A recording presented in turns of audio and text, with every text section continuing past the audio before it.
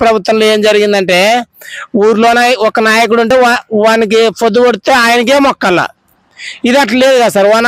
నేరుగా మా అకౌంట్లోకి రూపాయితో సహా మా అకౌంట్లోకే పడుతుంది కదా సార్. ఇప్పుడు వాలంటీర్ వ్యవస్థ కానీ స్వచ్ఛంద వ్యవస్థ కానీ అవన్నీ పనితీరు ఎలా ఉన్నాయి? బ్రహ్మాండంగా కూడా సార్. మేము రోజు ఒక డైలీ పనారులు అయ్యి చెప్పండి రోజు మాకి కూలి పోతే అన్నం వస్తుంది సార్, లేకుంటే అన్నం లేదు. అలాంటిది పని ఇడిచిపెట్టి టౌన్కి వెళ్ళాలా. టౌన్కి వెళ్తే వాడు పట్టించుకోడు.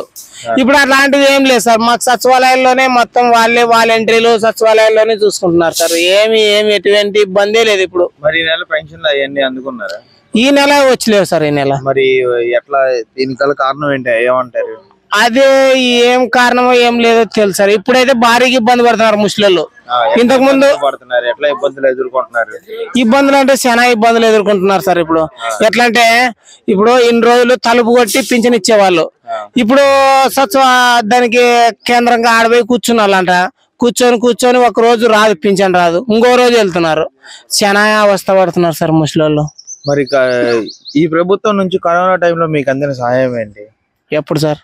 ఈ ప్రభుత్వం నుంచి కరోనా టైంలో అందిన సహాయం సార్? కరోనాలో అంటే ఎవరు ననేకి లేదు సార్. అది ఆయన ననేకి లేదు, మామూలు ఇచ్చే వాళ్ళని ఎవరు ననేకి లేదు సార్. కానీ కరోనా టైంలో కానీ వాలంటీర్లు పింఛన్లు అందించినారు సార్. మా ఏరియాలోనే అందించినారు. మరి రాబోయే 2-3 నెలల్లో కూడా పెన్షన్స్ ఇట్లాగే ఉంటాయి, ఇవ్వలేము మేము అది అని కూడా చెప్తున్నారు కదా. దీని వల్ల కారణం ఏంటి? అసలు ఎందుకు జరుగుతుంది ఇలా? గతంలో ఎప్పుడైనా జరిగిందా ఇట్లా? ఇట్లా ఎప్పుడేం జరగలేదు సార్. పెన్షన్లు ఇవ్వకపోవటం కానీ ఎప్పుడు ఈ ప్రభుత్వం వచ్చినప్పటి నుంచి పింఛన్లు తలుపు కొట్టి ఇచ్చేస్తున్నారు సార్. ఎన్నడూ నాకు పింఛన్ రాలేదు అనేక లేదు సార్. మా నాయనకు వస్తుంది కదా, మా అమ్మకి 18 ఏళ్ళది, మా అమ్మకి వస్తుంది. నీకు మా భార్యకి అమ్మఒడి మా భార్యకి వచ్చేస్తుంది. ఏమి ఇబ్బంది సార్. ఇప్పుడు ఏదన్నా చేయాలనుకుంటే వాలంటీర్లు వాళ్ళే చేస్తున్నారు. ఇంటికి వచ్చి సంక్షేమ పథకాలన్నీ పెట్టి జనాల్ని సోమరిపోతులు చేస్తున్నారని చెప్పేసి చెప్తున్నారు కదా. సోమరిపోతులు అంటే సార్ ఉన్నోళ్ళు మాట్లాడుకుంటున్నారు సార్. ఎట్లంటే మామూలుగా సాధారణమైన వాళ్ళకి వాళ్ళ అకౌంట్లోకి పడితే మన వద్దకు వచ్చి అడగరు కదా. వాళ్ళే చూసుకుంటారని అనే ఉద్దేశంతో వాళ్ళు అలా మాట్లాడుతున్నారు సార్. ఇప్పుడు ఉన్నోళ్ళు వద్దకే పోయి మనం వాళ్ళకి డైలీ కాళ్ళు మొక్కి మాకు ఆ పని చేయి ఈ పని చేయని అడగాల. మామూలు వాళ్ళ వద్దకు పోయి అలాంటిది లేకుండా చేస్తున్నాడు ఈ జగన్, మమ్మల్ని గబ్బులు చెప్తున్నాడని వీళ్ళు ఈ మాట మాట్లాడుతున్నారు సార్. ఇప్పుడు రాజకీయ నాయకుడు ఉంటాడు ఊర్లోన, ఆ ఊర్లోకి పోతే ఆయన కాళ్ళే మొక్కల్లా సార్. మాకి ఇల్లు చేశారు, మాకు ఇల్లు లేదు సార్, ఇది పెట్టు సార్ అని అడగాల ఆయన్ని. ఇప్పుడు అట్లా లేదు కదా, డేరుగా మన ఇంటికే వచ్చి అడిగి చేస్తున్నారు సార్. మీకు వసతి గృహం అవన్నీ వచ్చినాయి, ఈ పథకం అందిందా? ఇల్లు వచ్చిందా మీకు? ఇల్లు వచ్చలేదు సార్. ఇల్లు అయితే వచ్చలేదు, ఇవన్నీ అయితే వచ్చేసినాయి. కానీ ఇల్లుకైతే పెట్టుకోలేము మేము, ఇంకొచ్చలేదు. ఎప్పుడైనా వస్తుంది కదా, ఊకెందుకు తండ్లాడాలని ఊకే ఉన్నాం. నెక్స్ట్ ఏ ప్రభుత్వం వస్తే బెటర్ అనుకుంటున్నారు మీరు? ఏమో సార్, ఇదే వైఎస్ఆర్ వస్తేనే బాగుంటది అనుకుంటున్నాం సార్ మా వరకు. మరి ఇప్పుడు పెట్టే సంక్షేమ పథకాల్లో మీకు ఇంకా ఏమేమి పెడితే బాగుంటుంది అనుకుంటున్నారు?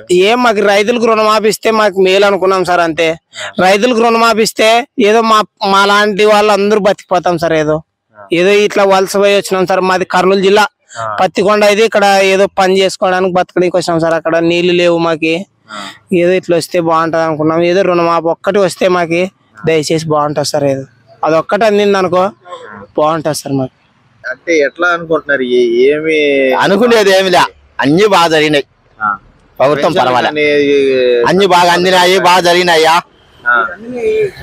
ప్రతి ఒక్కటి కూడా జరిగినాయి. ఏదైనా కానీ జరిగినాయి. మాకు తెలియదు ఇంక దాని గురించి. బాగుంటుంది అనుకుంటున్నారండి?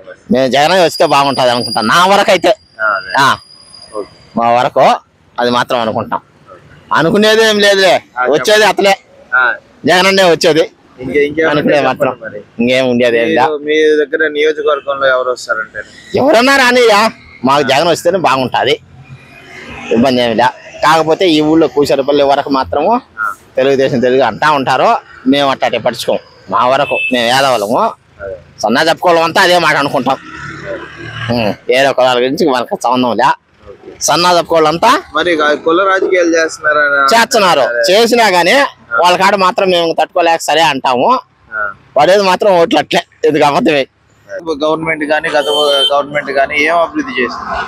ఇంకా గవర్నమెంట్ బాగానే అభివృద్ధి చేసి ఉన్నది. అంటే ఎట్లా చేసింది అంటారు? అన్ని ఇచ్చే, అమ్మ కూడా ఇచ్చే, అన్ని ఇచ్చే అందరికి చేస్తున్నది కదా. ఈ ప్రభుత్వం మీకు అన్ని సంక్షేమ పథకాలు ఏమైనా లబ్ధి పొందారు? మేము అమ్మ కూడా పొందినాము, పిల్లకాయకి ఫీజు అది పొందినారు. మా పిల్లడి బీటెక్ అయితే అన్నీ చేశారు. నెక్స్ట్ నాకేం వద్దు, ఇదే గవర్నమెంట్ వస్తే బాగుంటుంది అనుకుంటున్నారా? చేంజ్ అయితే మాకైతే ఇదే గవర్నమెంట్. మరి ఇదే గవర్నమెంట్ అంటే ఇప్పుడు సంక్షేమ పథకాలు ఇవన్నీ మళ్ళీ చంద్రబాబు నాయుడు కూడా ఇస్తాము అది అని అన్నాడు కదా, ఆయనకేం ఛాన్స్ ఎవరు అంటారు ఈసారి? ఏమన్నా మాకైతే మాకు ఇదే మా ఊరు పెంచలేనాడు, వైఎస్ఆర్పీలో ఉన్నాడు, ఆయన చెప్పినట్టు మేము ఫాలో అవుతాం. అది ఎన్ని సీట్లతో వస్తారన్నారండి ఎవరు ఈసారి? ఏ ప్రభుత్వం వచ్చింది? ఎన్ని సీట్లు? వైఎస్ఆర్పీనే వస్తుంది అనుకుంటా. ఎన్ని సీట్లతో వచ్చింది రావచ్చు, మనకు ఆ సీట్ల గురించి తెలియదు. మరి ఇక్కడ లోకల్ మెజారిటీ ఎట్లా ఉందన్నారు? Local majority YSRP. అసలు ఆయన పనితీరు ఎలా ఉంది? ఆయన పనితీరు ఎలా ఉంది? ఒకటి బాగుండదు, బాగుండదు. ఆయన రెస్పాన్స్ కానీ అట్లా మీ జనాల్లోకి వచ్చి మాట్లాడటం కానీ అవన్నీ బాగానే ఉన్నాయి. అన్న ఇప్పుడు గత ప్రభుత్వం చూసాం, ఇప్పుడు ఉన్న ప్రభుత్వం చూసాం, ఏ ప్రభుత్వం బాగా డెవలప్ చేసింది అనుకుంటున్నారు? మాకైతే చాలా వరకు అయితే జగన్మోహన్ గారు చేసినట్టు బాగుండే సంక్షేమ పథకాలు కానీ అతను చెప్పినట్టు మొత్తం అన్ని హామీలు నెరవేర్చాడు అన్ని మొత్తము. ఈ ప్రభుత్వం నుంచి మీకు అందిన సంక్షేమ పథకాల్లో మీరు ఏమేమి లబ్ధి పొందారు? నాకైతే నేను వాస్తవంగా అయితే నేనే మధ్య హాస్పిటల్ ట్రీట్మెంట్ చేసుకున్నాను. ఆరోగ్యశ్రీ వల్ల నాకు 6,80,000 రూపాయలు అమౌంట్ శాంక్షన్ అయింది. నేను ఆల్రెడీ ట్రీట్మెంట్ తీసుకుంటాను. ఇంకా నేను కొంచెము హెల్త్ వాళ్ళక జగన్మోహన్ రెడ్డి వల్ల ఈ పొద్దు నేను మళ్ళీ నాకు పునర్జన్మం ఇది వాస్తవంగా అయితే చాలా కింద హాస్పిటల్స్ కానీ స్కూల్స్ కానీ ఎట్లా చేంజ్ అయినాయి, చాలా డెవలప్ అయింది. స్కూళ్ళలో ఇంగ్లీష్ మీడియం కానీ పిల్లలకు ఇప్పుడు పవన్ కళ్యాణ్ అంటున్నాడు ఇంగ్లీష్ మీడియం అంటే పెద్ద హై క్లాస్ పిల్లలు చదవాల్సింది, పేద పిల్లలు చదువుకోవడానికి జగన్మోహన్ రెడ్డి గారి మార్గం ఇట్లా చేస్తున్నారు. ఇదైతే చాలా సంతోషకరంగా ఉంది. ఇది నాడు నేడు మటుకు హాస్పిటల్స్ కానీ నిరుపేద పిల్లలు ఎవరైనా కానీ నిరుపేద ప్రజలు కానీ ఎవరైనా సరే ఒక కార్పొరేట్ హాస్పిటల్ పోయేసి పెద్ద కార్పొరేట్ హాస్పిటల్ పోయేసి ఆరోగ్యశ్రీ వల్ల జగన్మోహన్ రెడ్డి పుణ్యాలయ మార్గం ఇట్లా అన్ని చేసుకుంటున్నారు. ప్రతి ఒక్క ఆరోగ్యశ్రీ కార్డు కానీ అన్ని మొత్తం. మరి ఏ పథకాలు చంద్రబాబు నాయుడు కూడా ఇస్తాను ఈసారి నేను గెలుస్తానని కూడా చెప్తున్నారు. అంటే 2014లో ఇదే మరి చెప్పారు కదా, ఏం చెప్పారు? మొత్తం రుణమాఫీ చేస్తాము, ఈ పథకాలు చేస్తాము, జాబ్ ఇప్పిస్తామని చెప్పారు కదా. ఏది చేశారు? ఏం చేయలేదు కదా. ఈసారి ఇప్పుడు మేము ఉద్యోగాలు ఇచ్చాము అది అని కూడా చెప్తున్నారు కదా. వాళ్ళు ఊరికే మాటలు చెప్పాల్సింది తప్ప ఏముండదు, చేసేది ఏముండదు. వాళ్ళు మాట ఊరికే చెప్పాల్సింది తప్ప చేసేది ఏముండదు. ఈసారి మరి ముగ్గురు బీజేపీ పవన్ కళ్యాణ్ చంద్రబాబు నాయుడు ముగ్గురు కలిసి వస్తున్నారు కదా. ఎంతమంది కలిసి చేసుకునే గానీ జగన్మోహన్ రెడ్డి సింగల్ గా చేసుకుంటాడు.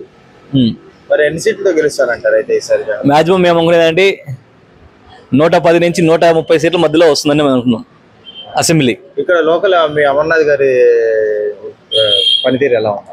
అమర్నాథ్ రెడ్డి గారు అమరన్న గారు ఏంటంటే నిత్యం ప్రజల్లో ఎప్పుడు అందుబాటులో ఉండే వ్యక్తి. ఎవరు వినా ఫస్ట్ ఇంటికి వస్తానే ఫస్ట్ టిఫిన్ టైంకి వస్తే టిఫిన్ తినమనండి, లేదంటే మధ్యాహ్నం భోజనానికి వస్తే భోజనం పెట్టడము. ఫస్ట్ తిన్న తర్వాత అతను మాట్లాడతాడు, ఫస్ట్ మాట్లాడు. తిన్న తర్వాత మీరు ముందు టిఫిన్ తిన్నారా, టీ తాగినారా, భోజనం చేసినారా అన్న తర్వాత పెద్ద ఆయన మాట్లాడతాడు అమరన్న. ఇప్పుడు ఆయన ఎంత మెజారిటీతో గెలిపించుకుంటారన్న? మెజారిటీ అయితే మినిమం 20,000 పైన మెజారిటీ వస్తుందన్న. నేను ఇప్పుడు పట్టణం మహిళా అధ్యక్షురాలు కాబట్టి అన్ని వార్డులన్నీ తిరిగాను. 1 టైము, ఇప్పుడు 2వ సారి మళ్ళీ తిరుగుతున్నాను. ఎక్కడ చూసినా గానీ జగన్మోహన్ రెడ్డి చేసిన పథకాల గురించే మీరు చెప్పాల్సిన పని లేదమ్మా, మా ఓటు ఖచ్చితంగా ఫ్యాన్ గుర్తుకే అని చెప్తున్నారు. చాలా సంతోషంగా ఉంది. కానీ కొన్ని మీడియాలు మాత్రం దుష్ప్రచారం చేస్తున్నాయి. అది లేదు, ఇవి చేయలేదు, అదంతా ప్రజలైతే నమ్మే పరిస్థితుల్లో లేరు.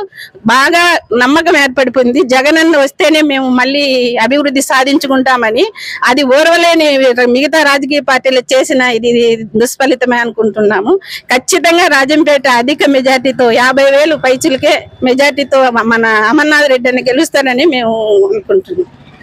అమ్మ గత ప్రభుత్వం చూసాం, ఇప్పుడు ఉన్న ప్రభుత్వం చూసాం, ఏ ప్రభుత్వం మీకు నచ్చింది బాగా? ఈ ప్రభుత్వమే నచ్చింది నాకు. అంటే ఎట్లా నచ్చింది అంటారు? జగన్ అన్న అమ్మఒడి ఇచ్చినాడు, స్థలాలు బీదల్లోనికి స్థలాలు ఇచ్చినాడు, పింఛని ఇచ్చినాడు, అన్ని సహాయం చేస్తున్నాడు ఆయన బాగా.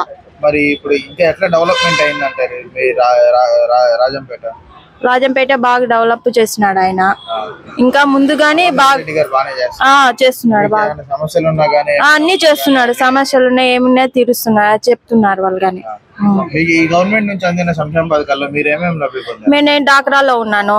డాక్రాలో పడింది అమౌంట్. మళ్ళా ఇప్పుడు స్థలాలు ఇచ్చిన్నాడు. ఇంకా అమ్మ ఒడి ఇచ్చింది, ఇంకా వచ్చేసి ఇంకేందో నిన్న జగన్ మీద దాడి జరిగింది కదమ్మా, దీన్ని మీరు ఎలా ఖండిస్తున్నారు? చాలా బాధపడుతున్నాం మేము. అట్లా జరగకూడదు ఆయనకి. ఆయన ఏమన్నా అయితే ప్రజలు ఏమైతారు చెప్పు, ఇంకా ఇదైపోతారు కదా. అదే కన్ను మీద తగిలిందని అంటున్నారు కదా, అది ఇంకా అది అసలు ఎట్లా అంటారు దాన్ని? కన్ను మీద పడింది అంటే చాలా బాధపడుతున్నాం. ఆయనకి ఏం కాకూడదు, దేవుడితో సమానం ఆయన అందరికీ మేలు చేస్తున్నాడు ఆయన. నెక్స్ట్ ఏ ప్రభుత్వం వస్తే బాగుంటుంది? జగన్ అన్నే రావాలని కోరుకుంటున్నాం మేము. Please subscribe .news.